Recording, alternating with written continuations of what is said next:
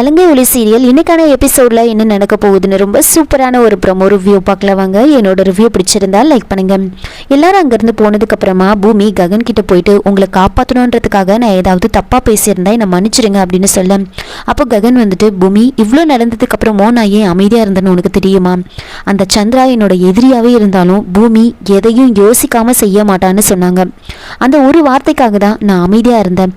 சரி சொல்லு என்ன நடந்துச்சு அப்படின்னு கேட்க, அப்போ பூமி நடந்த விஷயத்தெல்லாம் சொல்றாங்க. அந்த அபூர்வா உங்களை அவமானப்படுத்தி இந்த வீட்டை விட்டு அனுப்பணுன்றதுக்காக தான் இதெல்லாம் பண்ணியிருக்கா. அது மட்டும் இல்லை, நட்சத்திரா உங்களை லவ் பண்ணுறது தெரிஞ்சதுமே நட்சத்திராவே உங்களை வெறுக்கணும் அப்படின்றதுக்காக இப்படிலாம் ஒரு பிளானை பண்ணியிருக்கா அப்படின்னு நடந்த எல்லா விஷயத்தையுமே சொல்றாங்க.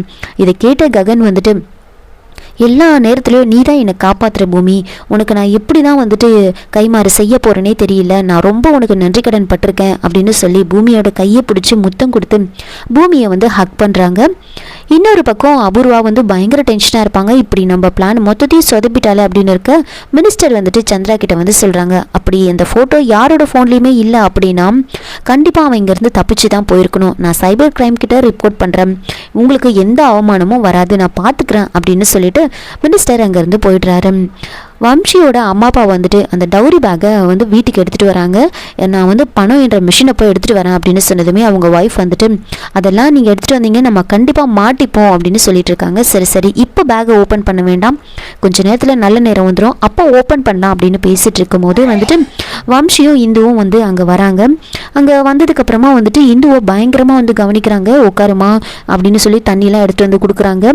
அதுக்கப்புறமா சரி டைம் ஆயிடுச்சு நம்ம பேக்கை ஓப்பன் பண்ணலாம் அப்படின்னு ஒரு பேக்கை ஓப்பன் பண்ணுறாங்க. அந்த பேக்கை ஓப்பன் பண்ணால் அதில் ஃபுல்லாக ஸ்வீட் இருக்கும்.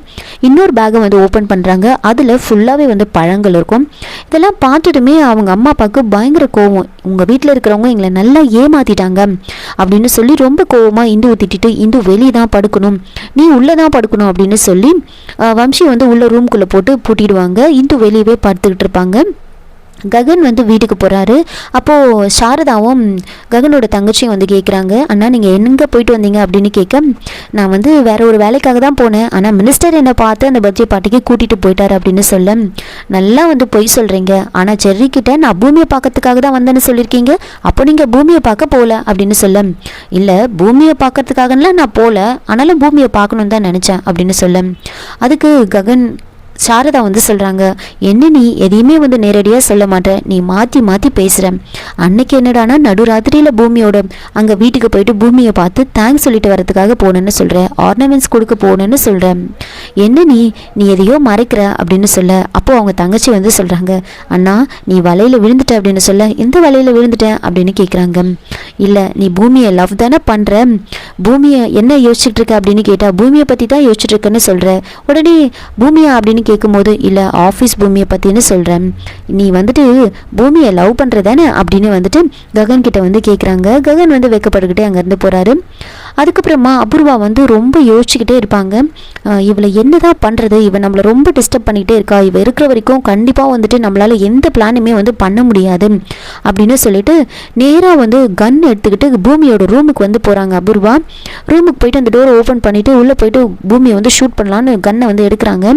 ஆனால் இவளை இப்படி சாகடிக்கக்கூடாது அப்படின்னு சொல்லிட்டு அங்கே பக்கத்தில் இருக்கிற பில்லோ எடுத்து முகத்தில் போட்டு பயங்கரமாக அழுத்துறாங்க. அப்படியே துடிச்சுக்கிட்டே கையை வெளியில் தூக்குவாங்க. அந்த கையை பார்த்ததுமே அபூர்வா சட்டுன்னு நிறுத்திடுவாங்க. இது என்னது நம்ம சித்தி கை மாதிரி இருக்கே அப்படின்னு பார்க்குறாங்க. அப்புறம் ஓப்பன் பண்ணி பார்த்தா அவங்க சித்தி அங்கே படுத்துட்டு இருப்பாங்க.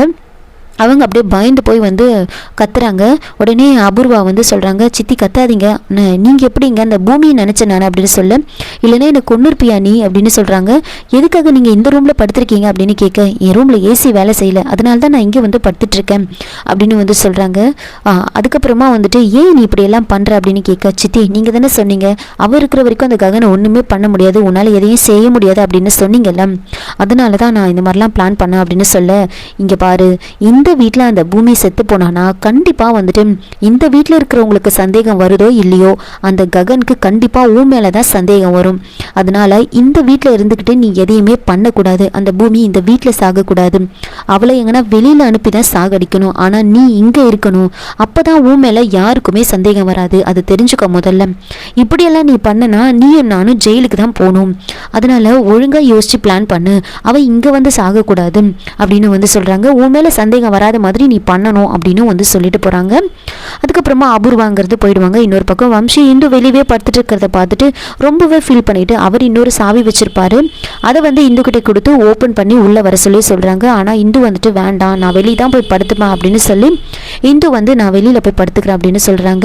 சரி அட்லீஸ்ட் ட்ரெஸ்ஸாவது சேஞ்ச் பண்ணிக்கோ அப்படின்னு சொல்ல அப்போ இந்து வந்து ரொம்ப ஃபீல் பண்ணி பேசுகிறாங்க. நம்ம வீட்டில் என்னோட வீட்டில் இருக்கிறவங்களே என்னை வந்து இந்த அளவுக்கு ஏமாத்திருக்காங்க, அத்தையும் மாமாவும் ஏமாந்துட்டாங்க, எனக்கு ரொம்ப கஷ்டமாக இருக்குது அப்படின்னு சொல்ல அதுக்கு நீ என்ன பண்ணுவ இந்து, பரவாயில்ல விட எல்லாமே காலையில் சரியாயிடும் அப்படின்னு சொல்ல இவ்வளோ நடந்தோம் நீங்கள் எனக்கு சப்போர்ட்டிவாக இருக்கீங்களே அதுதான் எனக்கு ரொம்ப நிம்மதியாக இருக்குது அப்படின்னு இந்து வந்து பேசிக்கிட்டு இருப்பாங்க. இந்து ரொம்ப பிடிவாதமாக நான் வெளியவே போய் படுத்துக்கிறேன் அப்படின்னு வந்து சொல்கிறாங்க. இதோட இந்த ப்ரோமோ வந்து முடிச்சிருக்காங்க. என்னோட ரிவ்யூ பிடிச்சிருந்தா லைக் பண்ணுங்கள், மறக்காமல் சப்ஸ்கிரைப் பண்ணுங்கள். தேங்க்யூ.